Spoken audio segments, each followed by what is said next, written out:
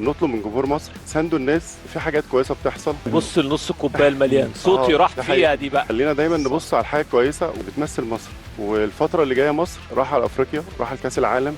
يا ريت كلنا نبقى في ظهر منتخبنا، في ظهر كابتن حسام. في الاخر احنا يهمنا مصر، يهمنا بلدنا، يهمنا شكل بلدنا، عندنا لعيبه كويسه عايزين نساندها. يعني دايما بقول الايجابي بيجيب ايجابي، لان هي عدوى. بالعكس الناس لما بتتشجع وفي ايجابي بتخلي يعني في حماس اكتر. بتلاقي الناس اللي شغاله نص نص هيبقى عندها حماس ان هي عايزه تطلع تشتغل اكتر عشان حاسه الناس بتشجعها.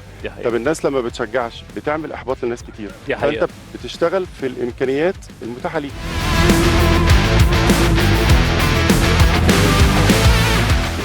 انا متفائل عشان حاجتين، عشان معانا نجم طبعا محمد صلاح ان شاء الله، وانا دايما بتفائل بالمدرب الوطني المصري، فده اكتر حاجه بتطمنا. يعني احنا ما فرحناش بجد والله فعلا لما بقى معانا مدرب مصري وطني. بشوف دايما منتخب يمكن من ايام كابتن حسن شحاته والله يرحمه كابتن جوهري هم اللي فرحونا.